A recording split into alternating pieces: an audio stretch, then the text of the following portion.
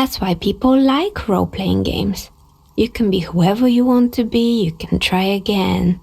Still, there is something inherently violent even about dice rolls. It's like every time you cast a die, something disappears.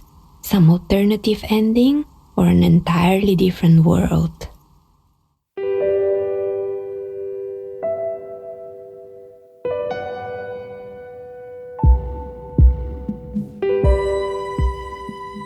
One of the most powerful promises of the games industry is that of freedom. Go anywhere you want in an open world, make meaningful choices in a branching story, customize your appearance, your loadout, your character. Self-expression, essentially, that's perhaps best provided by modern role-playing games. The ones we identify as being part of the quote-unquote Western tradition have been automating many of the more mechanical aspects of tabletop role-playing games for decades. Now it's your story, your way. But Disco Elysium is not a game where you can play as anyone, because it's about, among other things, how imprisoning it can feel to be human. Not just any human, mind you, but Harriet Dubois, a 44-year-old amnesiac alcoholic fuck-up with a particular list of past miseries and afflictions. Having lost his memories after a bout of suicidal drinking, Harry leaves his mind blank, open for the player to control. Yet he is very much his own character, regardless of this outside influence. Rather than inviting you to design your own persona or avatar, Elysium allows you to design your own version of Harry, complete with his thoughts, beliefs, and the exact sound of his little choir of inner voices. The game honours all these choices, but it's still fundamentally about this one very sad man. Yet it's your interpretation of that man that matters, your view of Harry, who he is and who he could be. A protagonist who you quite consciously build with the game, who bears out the consequences of your perspective on him. I think it's that deliberate limit on your ability to inhabit Harry yourself, by allowing him to be his own character, that makes Elysium work so well. The specificity. Harry can't be someone else. Why should you be? That's been done before, of course. Planescape Torment, named as a direct inspiration for Elysium by its developers, has you sifting through the past lives of its amnesiac protagonist. The final DLC for Fallout New Vegas, Lonesome Road, does something similar, undercutting its blank slate player character with a fixed backstory. But Disco Elysium goes further than either of those games, in my opinion, because it directly engages with the idea of role-playing, what it means, why people do it, and why people would play games like Elysium in the first place. While a lot of this manifests in meta jokes and self-referential nods to RPG genre conventions, which Elysium has its own takes on of course, role-playing is always presented as a human thing, something which people do to grasp at a semblance of coherency in a world that's beyond their understanding. Speaking anecdotally, it seems that the games industry is often accused of crafting products purely for escapist purposes. You can be another person, so you don't have to be yourself for a while. You can exercise agency in fantasy, which you lack in reality. Disco Elysium provides the opposite. It forces you to be a particular person and confront his many, many failures, only a few of which you'll actually be responsible for with your dice. But more than that, roleplay isn't used for escapism by the game's characters, at least not always. Particularly, Harry and his partner, Kim Kitsuragi, become much more like themselves, so to speak, when they take on roles. Roles are presented as a perhaps necessary barrier between the full madness of human experience and the actual people who have to hold down jobs and go about the world every day. And that world isn't exactly fantastical either. Elysium itself is what lead writer Robert Kurwitz calls fantastic realist in genre. Familiar things have been distorted through a kaleidoscope of fictional culture, and the game's setting of Rebishol, like Harry, is stuck in the past.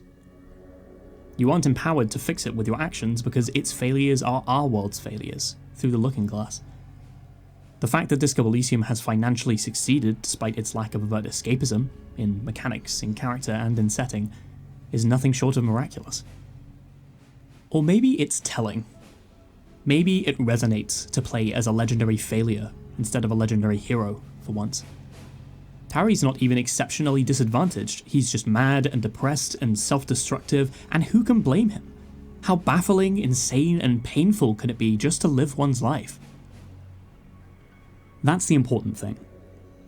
I don't want to examine Disco Elysium in the context of it being a significant game, although I do think that's true. I want to critique it as the complex, political, funny work of art that it is. It's a game with a lot to say. Over 1 million words, now fully voice acted in its final cut.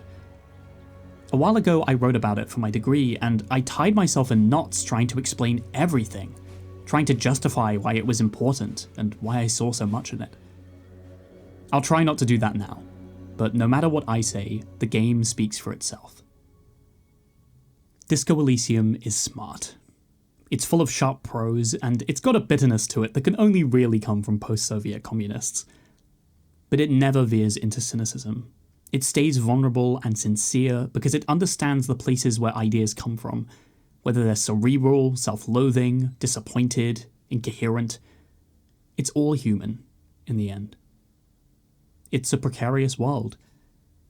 And you're a particularly precarious person who can't escape yourself.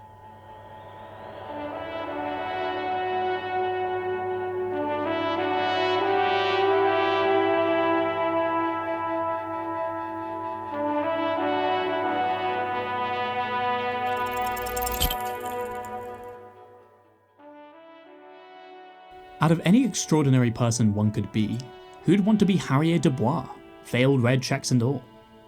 He's hardly a character of universal fantasy. He's a specific man living in a specific time with a specific history. The game's psychological thought cabinet inventory is full of moments of recollection, where Harry uncovers his own pre-amnesiac past. He used to live at 11 Voyager Road by a video rental store, and he was born in 07, the last year of the Commune of Revachol, making him 44 years old. While these discoveries are optional, Harry's immediate past is not so easily forgotten. The consequences of his several day-long bender through the district of Martinez include throwing away his ledger, pawning his gun, and crashing his squad car into a frozen lake. It's impossible to miss all these moments in a given playthrough. No matter your choices, Harry's already failed before the game even started.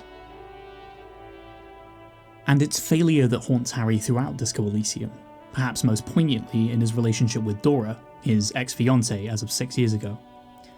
She's addressed indirectly for most of the game, purposefully half-remembered by Harry's psyche to keep him from feeling the pain of that loss. His limbic system, a part of the brain responsible for emotion and memory, calls Dora, quote, the shadow, because it's always there, unquote. More specifically, the White Morning thought describes Dora as a white shadow cast over Harry's life. It's an oxymoronic description that captures the numbness of Harry's pain, suppressed only by him forgetting its origin. As an image, a white shadow is insubstantial but overwhelmingly present, visible as white, yet defined by an absence, being a shadow, a sort of blankness, appropriate for a loss that Harry will never rid himself of. The player can ignore direct interactions with Dora, but they can't avoid the return of Harry's detective partner, Jean Vicmer, who evaluates his performance at the game's end.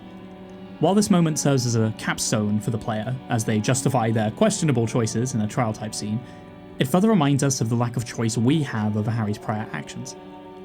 Jean dredges up his past in frank, dismissive descriptions, and what emerges is the exact set of circumstances that led to Harry drinking himself into oblivion. Quote, "It's not a mystery. Some chick fucked you over. Also, you were drunk." Unquote.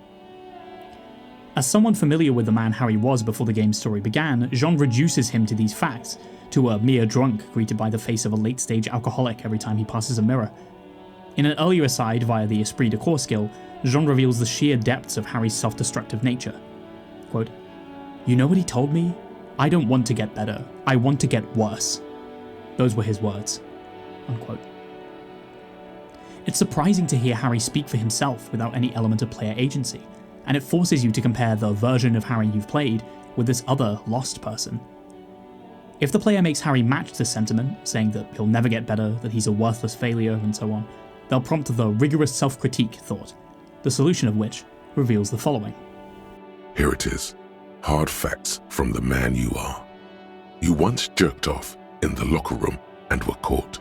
You held a young woman by the arm and kept her in your apartment for 20 minutes against her will. That's right, these are not flights of fancy. These are real deeds, Harry, emerging from the darkness of your past. The key phrasing, I think, is at the start. the man you are. These actions aren't distanced from Harry's current personality, they're consistent with it. Just as the player has no control over these facts of Harry's backstory, there is little hope for Harry to escape his own past here, to reinvent himself and move on from those real deeds. Ironically, it is these limitations on the player's ability to customize their roleplay character that characterize Disco Elysium's protagonist, more so than any freedoms of the traditional RPG. A lot of the roleplaying is arguably done by Harry himself, and self-consciously too.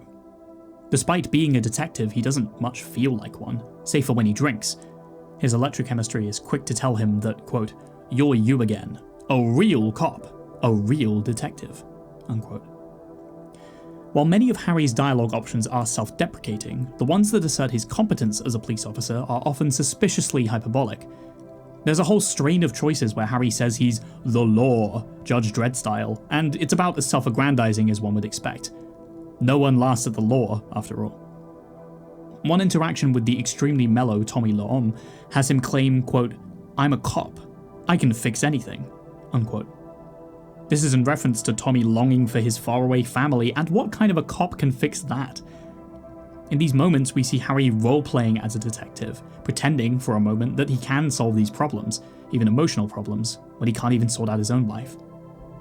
As Noah Gervais points out in his video critique of Disco Elysium, Judicial Opinions, the Paladin is in many ways the cop of RPG classes, and in these dialogue options we see Harry animated with the same zeal and self-righteousness you'd expect from a Holy Knight.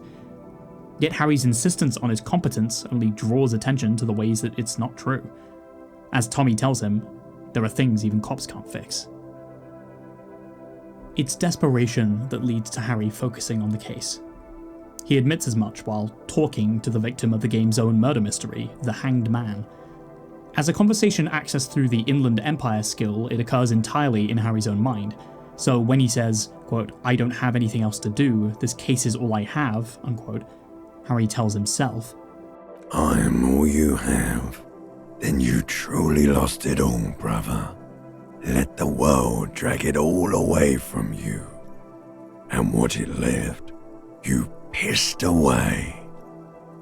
And here we are." Playing the role of a competent detective is a chance for Harry to redeem himself, to reclaim the sense of identity he once had long before his amnesia. The reduction of "this case is all I have" to "I'm all you have" by the Hanged Man shows how Harry is subconsciously undermining his own abilities, reverting to self-pitying solipsism despite his outward self-aggrandizing. He's not dealing with a case, he's dealing with a body that reminds him of himself. On the first night of the case, Harry dreams of a bloated corpse of a drunk, projecting himself onto the very man hanging from the tree behind his hostel. In a way, the corpse comes to embody Harry's all-encompassing, world-destroying failure. Quote, "You really dropped the ball, Harry. 4.6 billion people, and you failed every single one of them. You really fucked up," unquote. Not only do we play a character whose narrative has already been defined for him, that narrative is one of lost possibility and doom. Harry sees himself as already dead. It's Harry's new detective partner, Kim Kitsuragi, who tries to stop him from indulging in this misery. Kim undercuts Harry's brutal emotional honesty by reasserting his role as a cop. If you mention the existential stakes of your situation in an initial conversation with Kim, and say that you've taken deep neurological damage, he simply tells you that, quote, "this psychodrama is unbecoming of an officer," unquote. When Harry still says he needs some me time, Kim ironically replies that, quote, "this is a police investigation, not a journey of self-discovery," unquote. Kim counterpoints Harry by insisting that he literally is the police officer that he is trying to roleplay as. He might not be a hard-boiled Dick Mulligan-esque detective befitting the story he finds himself in, but if he performs as such, maybe he could become one. Roleplaying is just as much a part of Harry's character as it is a form of engagement for the player in Disco Elysium. Just as you roleplay as Harry, he's trying to roleplay a better, more stable version of himself.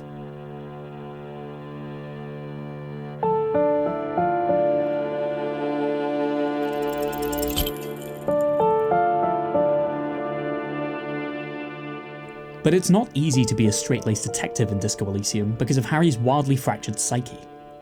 At the same time as being a highly specific person, Harry practically explodes outwards over millions of possible variations, depending on player choice, many of them completely out of step with his surroundings. For instance, Harry's actions can fix him to one of 7 copper types, a part of the game that I think earns it the tongue-in-cheek fan moniker of the most complex personality test you can play. Copper types are a kind of reputation system. I'm thinking of Josh Sawyer's video on the subject here, Reputation Overload, which covers Disco Elysium, where player choices put points into a jar of reactivity, and eventually the game spits back a fitting thought option for you to internalize. What kind of cop are you is the slogan on the game's ad copy, after all. What's interesting to me about these copper types is the fact that, unlike other reputation systems in RPGs which provide mutually exclusive options, you can take on multiple diverging roles at once. Harry is not limited to being just an art cop, just an apocalypse cop, just a sorry cop, but can be all 3 and more, choices permitting. This is what I mean about Harry's explosive characterization. Despite the existence of these archetypes, he can pick up as many as the player's choices allow. The same applies to Harry's ideology. He can express communist, fascist, ultra-liberal, or moralist, that's politically centrist, ideas, to the point of self-contradiction. During my first playthrough of Disco Elysium, I managed to hit the necessary thresholds to qualify as both a communist and an ultra-liberal, leading Kim to remark during my final evaluation, quote, "How he reconciles these 2 points of view? He shrugs. But he is vocal about both," unquote. In a bit of mechanical thriftiness, the playthrough I did for this video involved me making choices to hit all 4 ideologies, turning Harry into a political chimera who could take all 4 vision quests in a single save. Extreme, perhaps, but this version of Harry is still a real one. Even taking the opposite approach, attempting for Harry to have no ideology at all by taking all the "I am neutral and don't like politics" options, leads to him being labelled a moralist. You can say as such when your empathy contacts you to internalize it. Quote, "This is because I keep saying none of the above to political stuff, isn't it?" Unquote.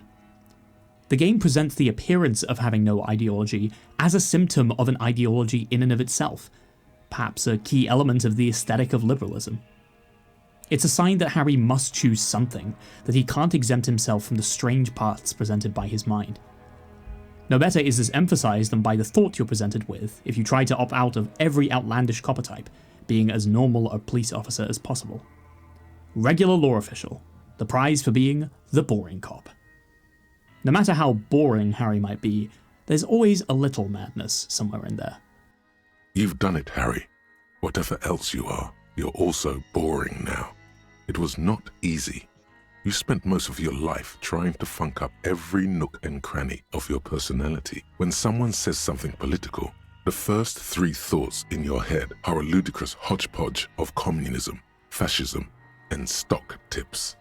When they ask you why you did something, it's superstardom, apocalypse, or the mea culpas of the flagellant cop monk.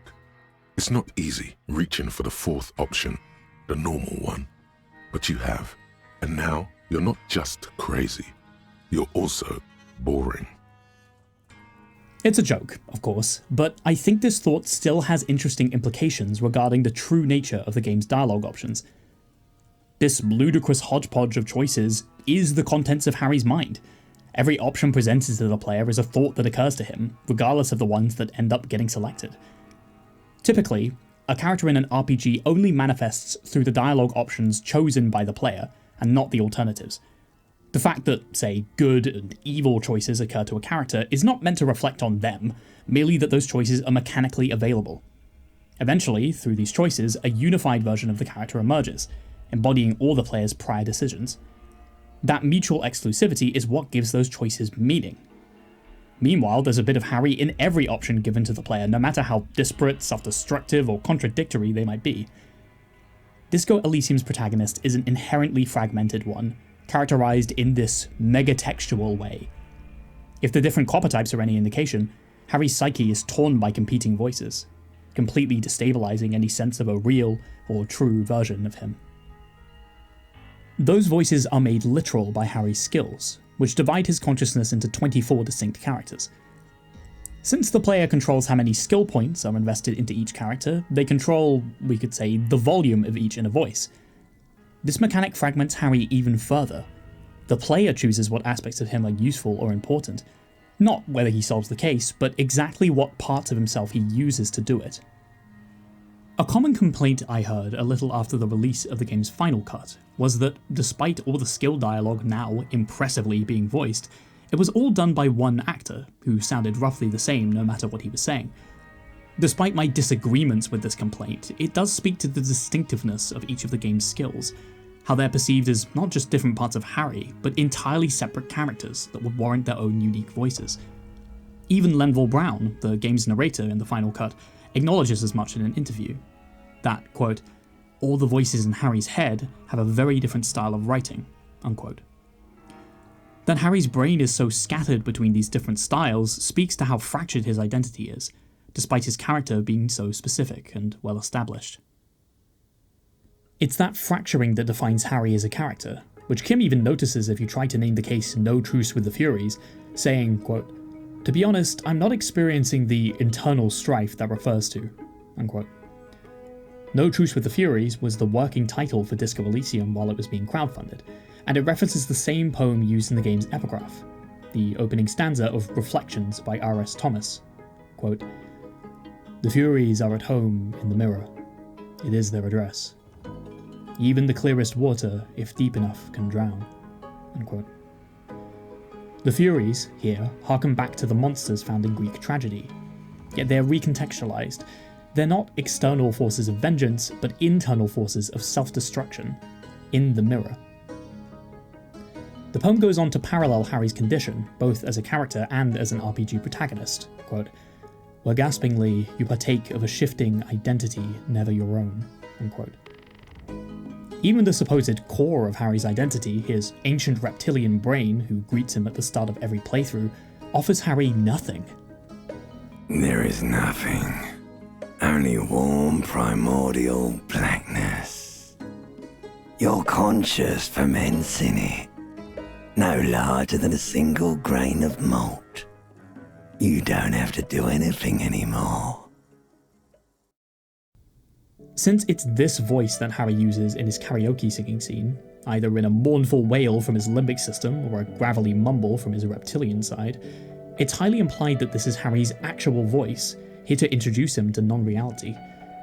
Harry's identity, then, is initially defined by negation, as he tells himself, in his own voice, to reject existence and the pain that comes with it. He's defined by this endless self-reflexive solipsism, as the corpse of a drunk says in the same voice, quote, no, Harry, you were just talking to yourself. That's all you ever do, even in your dreams, unquote. Despite Harry's head brimming with facts and thoughts, the remnants of an identity, none of it coheres. He is so destabilized, so empty, that the player can turn him into their avatar and interpret him however they want. Is there a real Harry Dubois? Perhaps that's the man who drowned in Commodore Red on that fateful night in the Wallingham Rags.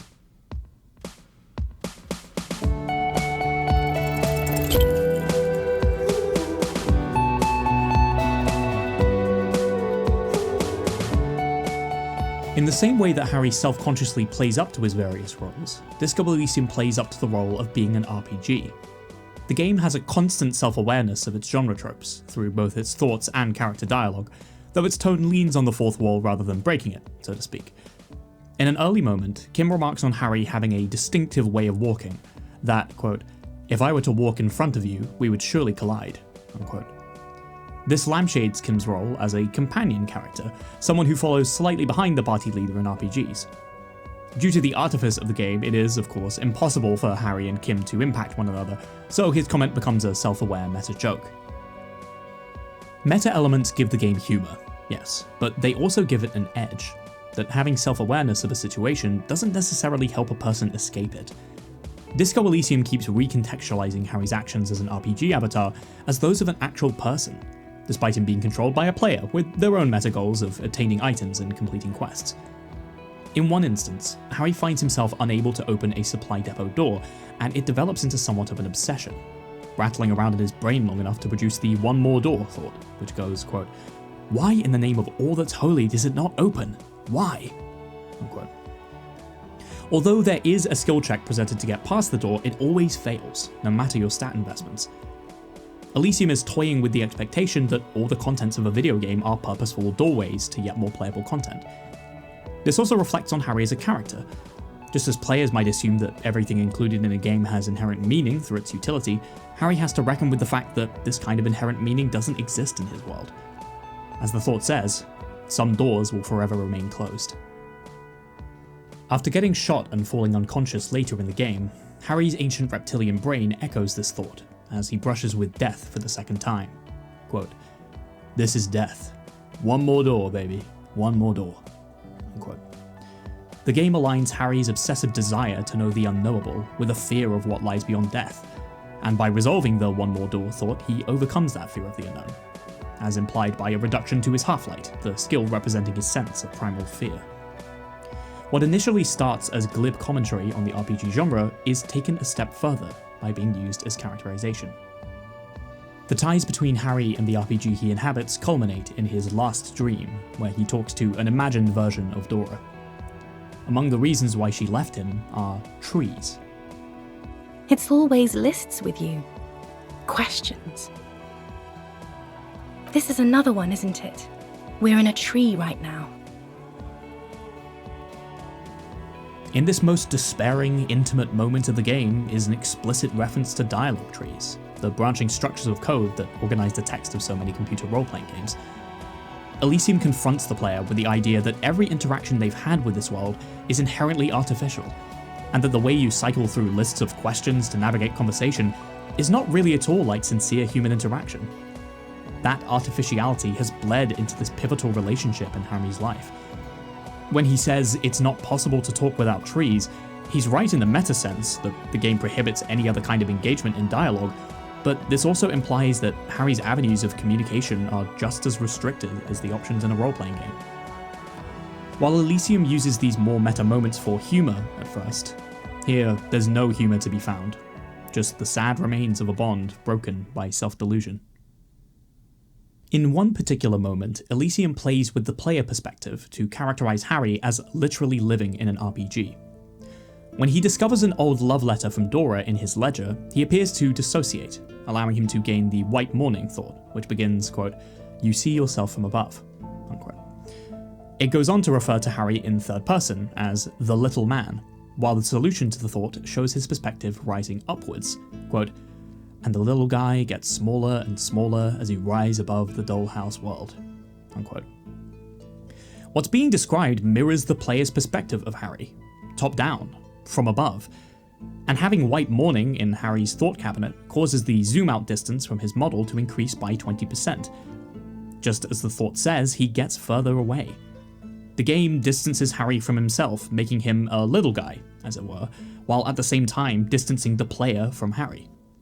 Harry is thus to himself as you are to him.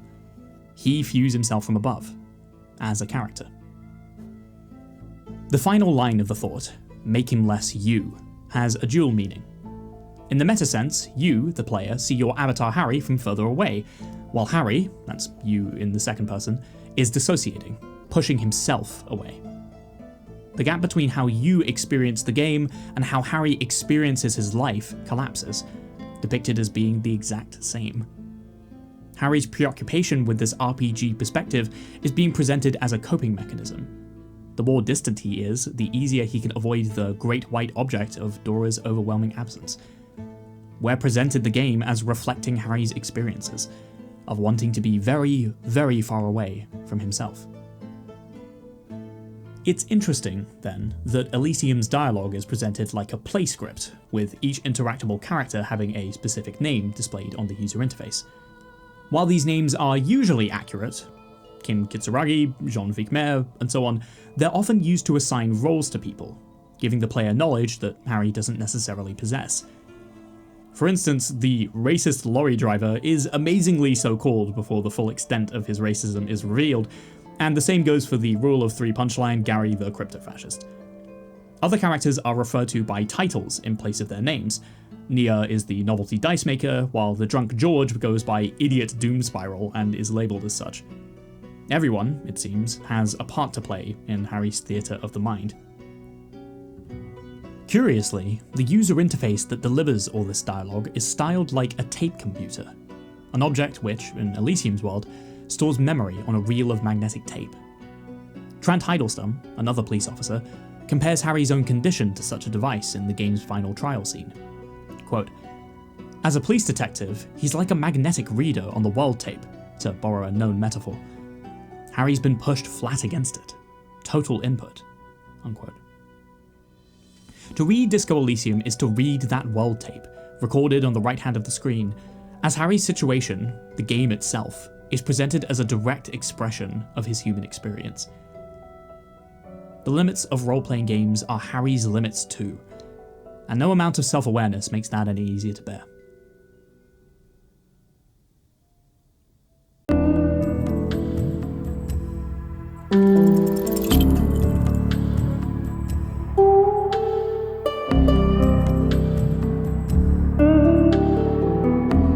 And what to say about the RPG world that Harry finds himself stuck in? The setting of Elysium has its roots in advanced Dungeons & Dragons, which lead writer Robert Kurwitz had been using to run campaigns with since around 2005. You can still trace the marks that D&D left in the world building. The Welkins of Wirral, the literal plate armor, the muzzle-loading firearms that I am convinced must have been a balancing measure for action economy reasons, judging by the way Kin talks about them. Yet Dungeons & Dragons also possesses a system of conventions and values, which Disco Elysium fragments, parodies, alters, and discards as it sees fit. The precedents for fantasy worlds set by Dungeons & Dragons were carried forwards into many a tabletop and role-playing game since, and these precedents assert various forms of moral objectivity to the universe. These worlds contain gods, demons, and various otherworldly forces, producing settings where both divinity and morality are measurably real. In this way, Dungeons & Dragons creates a conceptual space where evil can be objectively quantified and conquered, one which survives to this day. In its most recent 5th edition's Dungeon Master's Guide, there is a list of core assumptions relating to settings appropriate for the game, rules as written. Among them are a magical world which is overseen by gods, choices which allow players to create clerical or wizardly characters who exercise tangible power over their surroundings. These traits lend moral objectivity to a given setting, and also inspire a sense of escapist fantasy by their differences to the real world. The Planescape setting for D&D especially relies on this literalization of belief, as reality itself bends to the faith of its inhabitants. Ideology is much more than a matter of opinion here, it signifies what side of the cosmology you're on, expressed in the terminally argued about alignment system that measures a given creature's morality, not to mention how much damage they used to take from paladin smites. A devblog for Disco Elysium signed by Bobby and the Zalmanauts gives us the game's take on these precedents. Quote, "Did you know Disco Elysium also has an alignment system? Ours is a modernist setting, so our alignments are ideologies." Unquote. The Zalmanauts are referring to the political stances that Harry can internalize, and there are no gods in Elysium to enforce them. While Dungeons & Dragons extends beliefs to a universal scale, Elysium constantly shows us the opposite, as it critiques ideals by rendering them entirely personal. All of Harry's alignments are extensions of himself. His rhetoric brings him communism, his endurance brings him fascism, his empathy brings him moralism, and so on. Communism, in particular, manifests in an ironically individualistic way, as his rhetoric tells Harry that, quote, "You alone, single-handedly, will rebuild the dreams of the working class. You are the last communist," unquote.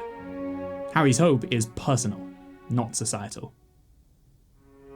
More than this, however, is the desire to elevate personal beliefs to divine status, to assert the moral objectivity you might find in a world full of gods and demons. This is fairly self-evident in moralism, which is itself a religion in the setting of Elysium, and fascism. Yet the impulse extends to every political alignment. In The Suicide of Krasmazov thought, Harry grapples with the fact that the founder of scientific communism doesn't have a death that fits into an easy narrative of heroism or martyrdom, and he tries his best to find one for him. He solves the thought with, quote, "There, good. Hero restored to glory. Carry on, comrade," unquote. Meanwhile, the communist reading group in Rubble asserts the existence of plasm, a supernatural force that can change the world through collective desires. Perhaps the closest thing in Elysium to a higher being is the mega-rich light-bending guy in the locked shipping container, who really does distort reality around him due to something called the Weiss-Wiesmann coefficient. The laws of physics begin to bend around the high-net-worth individual, your encyclopedia explains. Yet this doesn't read as a true godlike power to me.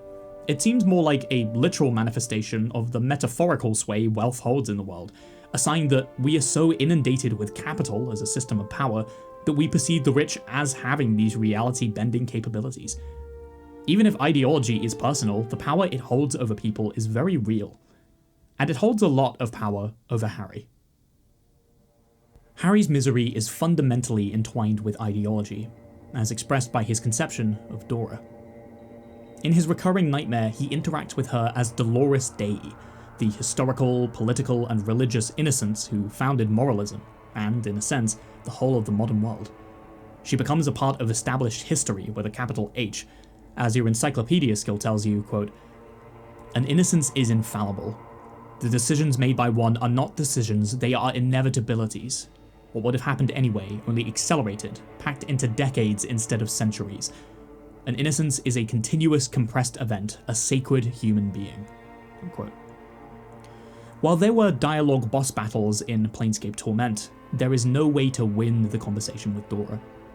Conflating her with Dolores Dei allows Harry to frame the failure of his relationship as just as inevitable as Dolores Dei's decisions. The game examines deification here, rather than deities. Yet just as Dora is elevated to virginal divinity in the stream, she is juxtaposed with symbols of ordinariness.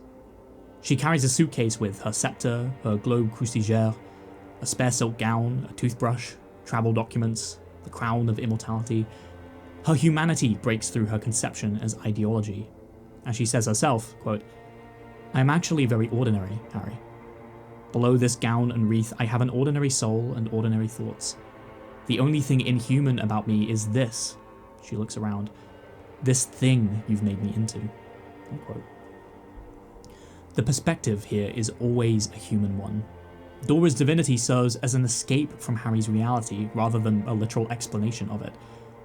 If Harry asks her if she's Dora Dubois, she says, "We're not doing that again," and the solipsism of the dream is exposed. Harry's subconscious is unable to confront Dora as the actual person she is, not a Dubois at all, that future of marriage having disappeared a long time ago. In this dream, the game breaks ideology down to its vulnerable human core. People cope with internal instability by believing in something permanent and external, some natural order to the world. Which, as it turns out, couldn't be further from the truth in the setting of Elysium.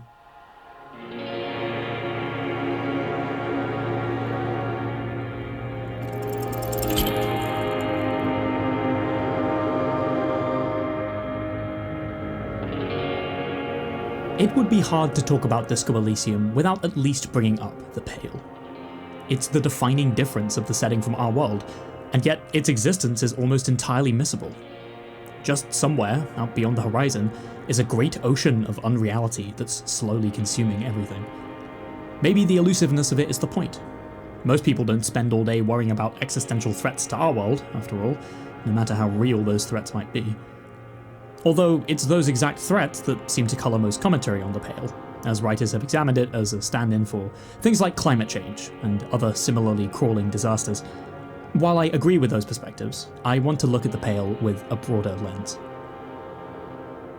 I live in a large city, where it is quite normal for me to wake up in a human-made house surrounded by human-made objects, and to go a whole day without seeing a single thing that was not in some way influenced by humans.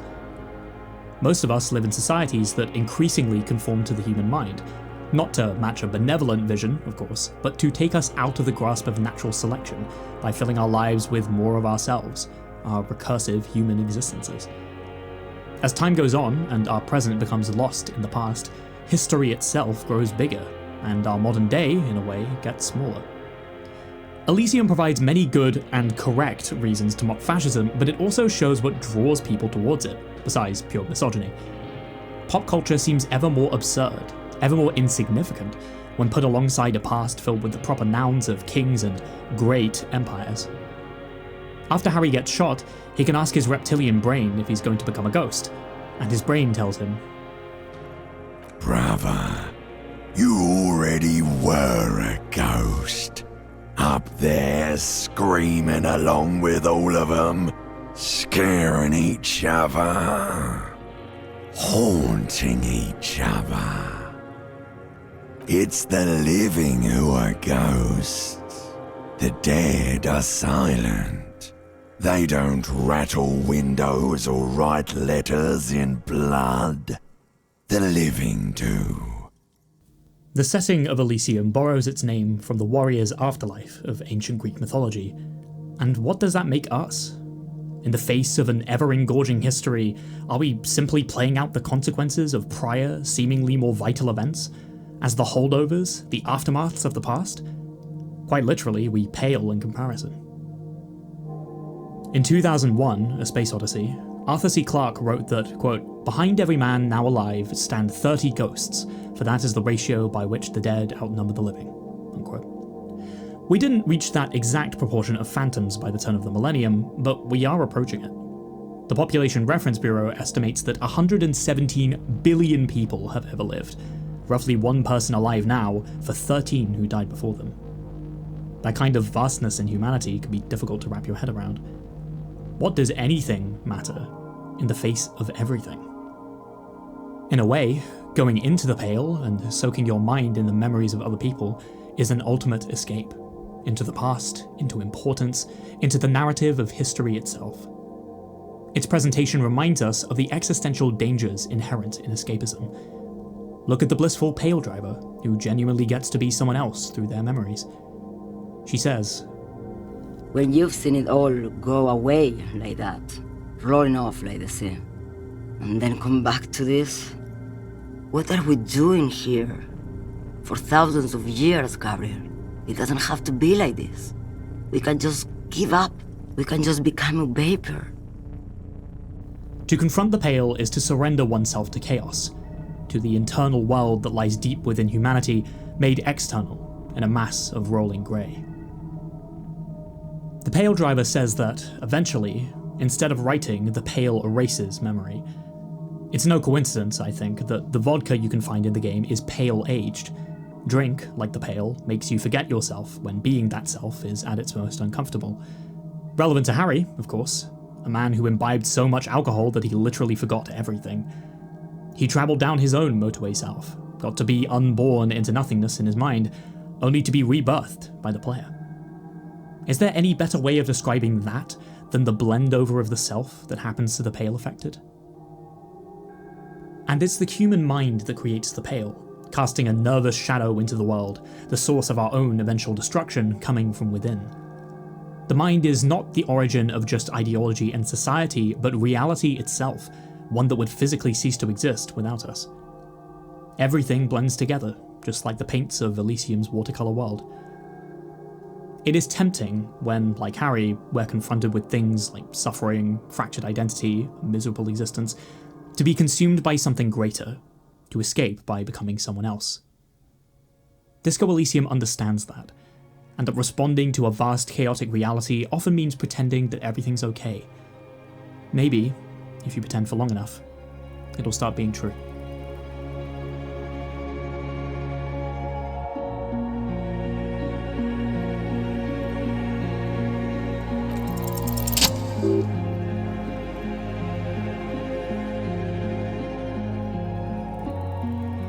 Despite all the sadness and chaos and crushing reality in Disco Elysium, there is a kind of inexplicable wonder in the game, a postmodern magic available to Harry. He can, in fact, access abilities not unlike supernatural powers through 3 of his skills in particular: Esprit de Corps, Shivers, and Inland Empire. So far I've talked about how Elysium presents Harry's dissociation, how he diminishes himself in response to pain, and how the Pale's effects show the existential dangers of escapism. Yet these skills allow Harry to essentially do the same things, to escape his own perspective and view himself from the outside, only this time to reconstruct rather than destroy himself. Esprit de Corps is distinct from the other 2 skills I mentioned because it doesn't always give direct knowledge to Harry. Instead, it shows the player various asides of Harry's fellow cops. The more points you invest in it, the more the game becomes like a police procedural, and the more that Harry is framed in the context of his 41st precinct. He's subsumed by the detective genre, allowing you, the player, to make more genre-appropriate choices with those asides in mind. When you run into cheap crime fiction at a bookstore, the game suddenly spits out a bitter tangent that seems to serve as a thesis for what Disco Elysium wants to set itself against. Quote, "Crime fiction is a disgrace, an asinine misrepresentation of the physical attributes and the arduous everyday work of actual police officers." Unquote. It finishes, detective fiction just doesn't tell the truth at all.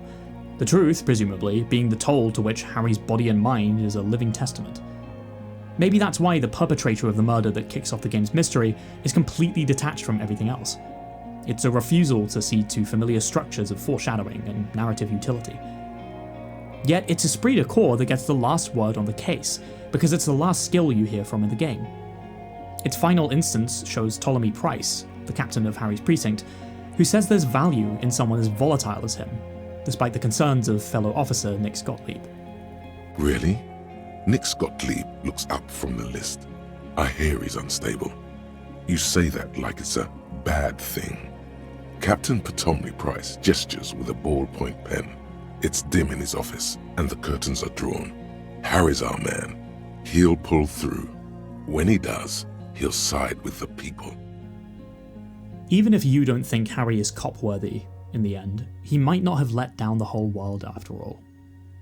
Harry is usually trapped in his own head, but you aren't, and you don't have to believe the flagellating lies he keeps telling himself. Esprit de corps shows you that there's value to be found in this wider context, even if it doesn't show Harry directly. Shivers, to contrast, is an explicitly supranatural power. That's the word the game uses at character creation.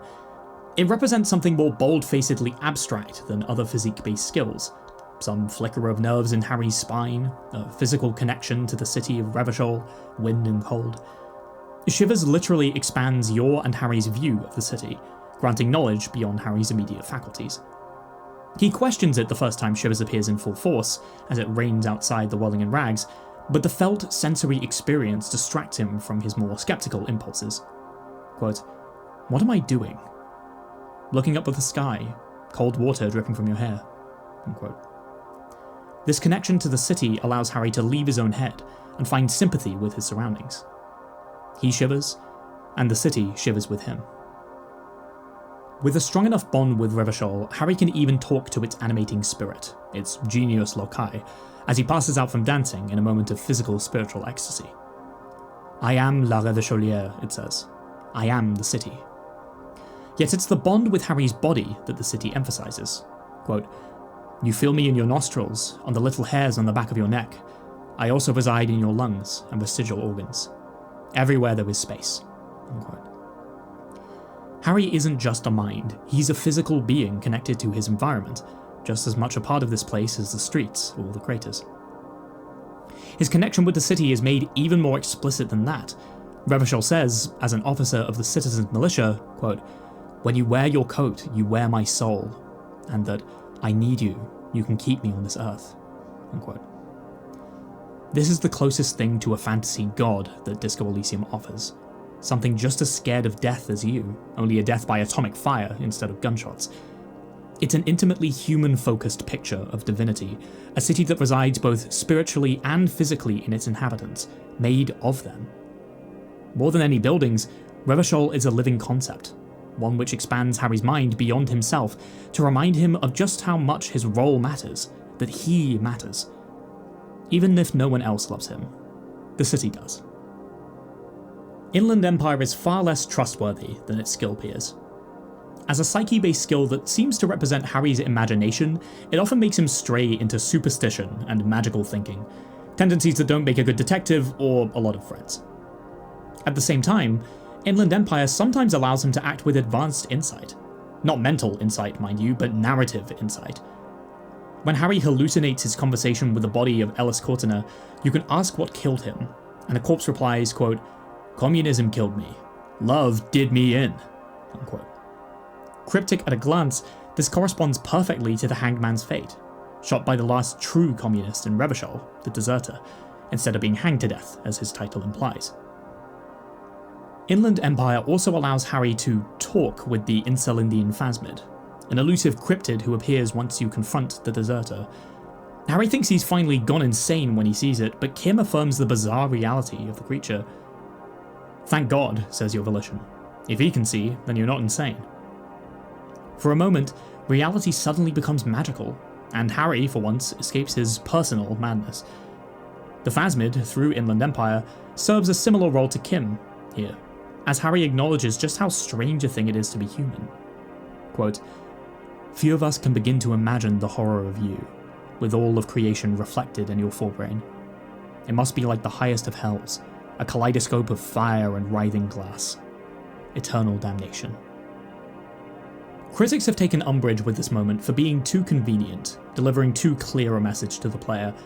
The Phasmid does, after all, have a moral to this encounter about the madness of humanity, but this is still an extension of Harry's mind, despite the distinct voice used for the Phasmid in the final cut. I suppose it would have been too jarring to have its mandibles flap and hear the ancient reptilian brain grumble out something.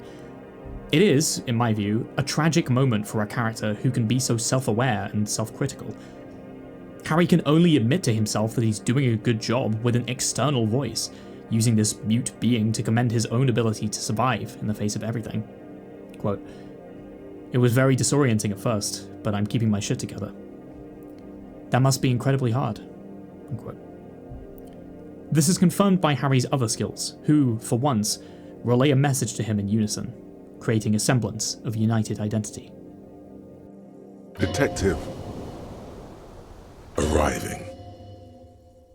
On the scene. At last, Harry sincerely feels like a detective. Not for solving the case at hand, but for, as his volition tells him, not falling apart in the face of sheer terror. Despite his thoughts being a collection of fragmented voices, they are held together by a common will revealed by his Inland Empire. This is the peak of Harry's character arc, as he, contrary to Kim's earlier protests, concludes his journey of self-discovery. If the Phasmid could be real, what else could be? If your understanding of the world can change so drastically, maybe your situation isn't as hopeless as you thought. That's the true magic in Disco Elysium, genuine connections to systems beyond one's own identity, whether that's the city itself or the story that Harry's found himself in. He escapes the suffering of selfhood by melding into grander structures, by finding and accepting a role for himself. To anyone else, he's an officer of the RCM, a detective, an agent of the city, just as Kim keeps reminding him. External perspective is a true antidote to his solipsistic misery, and that is more powerful than any spell or incantation.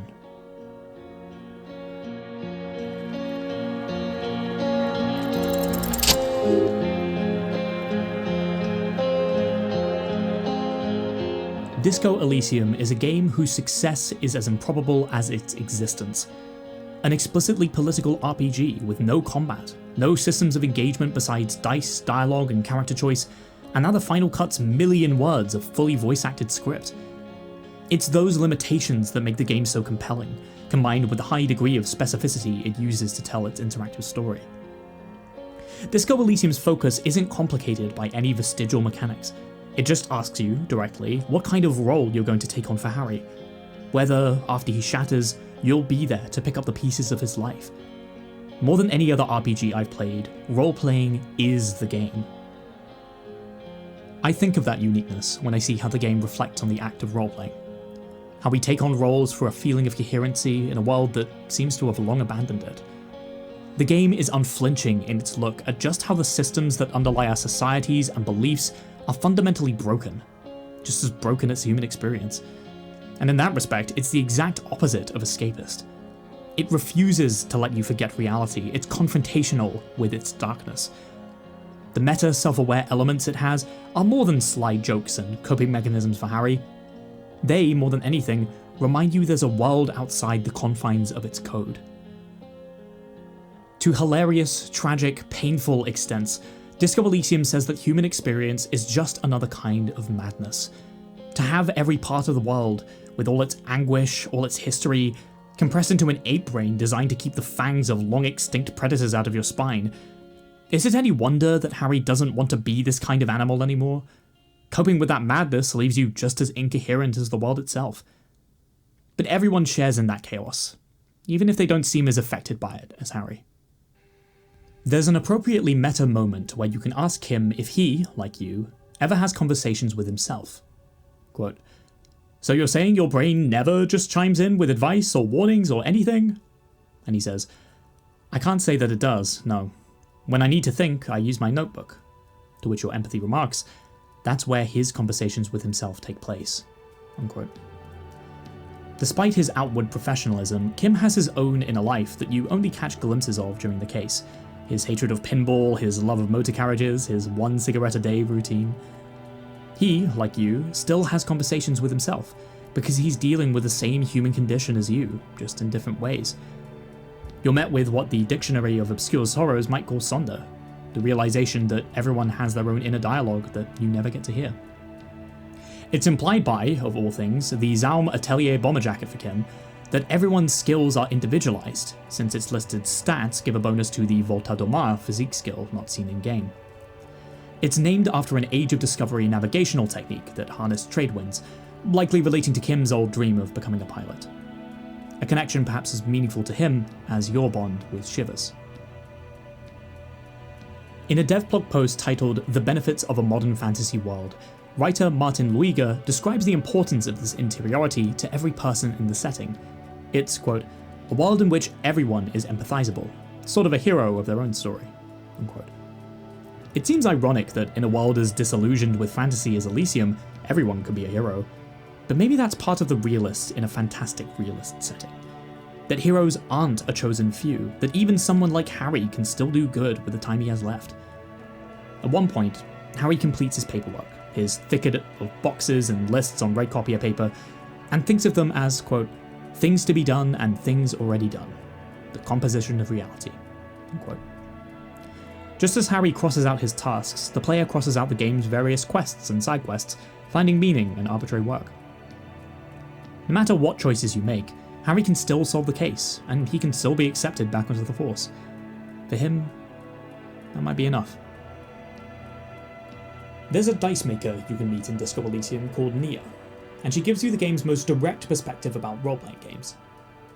She says people like RPGs because you can be whoever you want to be. You can try again. Although Elysium conspicuously doesn't let you be whoever you want, and doesn't let you retry red checks, so maybe the developers expected it to be disliked. But Nia notices a harsh edge in the genre too, saying that, quote, "there's something inherently violent even about dice rolls. It's like every time you cast a die, something disappears. Some alternative ending or an entirely different world," unquote. I think the game makes you feel that violence on a failed roll, especially for red checks. As I got into the later parts of my first playthrough, I found myself wanting to save scum more and more. I was feeling that pain, the sense that whenever I failed a check, a world where Harry succeeded was being lost, as if a better version of him was being severed from his life. You can accrue as many bonuses as you want on a roll, but you'll always fail at least 3% of the time, and there is something a little cruel about that, isn't there? That no matter your plans, nothing is assured? Talking to Nia gives you the precarious world thought. Fittingly for Disco Elysium, it talks about the game with a meta-dual meaning. Quote, "Seems like the point of this game is victory, the absence of defeat on all fronts. Victory in business ventures and creative undertakings. Victory in love and over other people. Political victory, ideological victory, hell, even sexual victory," unquote. Many of the outcomes of Elysium's story can't be changed, and it still demands successes in skill checks from you. Victory still matters, it seems. Yet the thought resolves as you realize that it's impossible not to lose. True to its name, the Precarious world increases the range of automatic successes and failures on skill checks, making everything more tense. It guarantees that nothing is certain, but it also makes the impossible a little more possible. Disco Elysium's plot arguably peaks at its mercenary tribunal. What seems like a fatal climax, but is actually just a turning point. You can't stop the fight from breaking out, but you can distract Raoul Courtenay for as long as possible, and the longer you do, the better odds you get in the standoff against him. You can't stop the inevitable. You can't stop the dice from rolling, but quietly, subtly, you can load them in your favour. Harry can begin this encounter by shouting, "Stop! This is the police!" and the game knows you're a cop. It tells you exactly what that means every time, that you're a lapdog of the moral intern, protector of the status quo. Yet it's by using that role, that detective genre convention, that Harry finds the courage to put himself into real danger. He really can try to roleplay as a hero, and maybe even succeed. The world of Elysium will come to an end in 28 years. It's already started in Revachol. In the DeLorean church by the sea, the Pale is already here, history as of yet unwritten. You can't stop that. You can't stop yourself from failing, from everything crashing down around you. You won't even be around for very long, and neither will anything else. But you can survive in the face of that pure terror, and it's remarkable that anyone could survive at all. In this world, every action is a gamble. The only way to load the dice is to keep on fighting.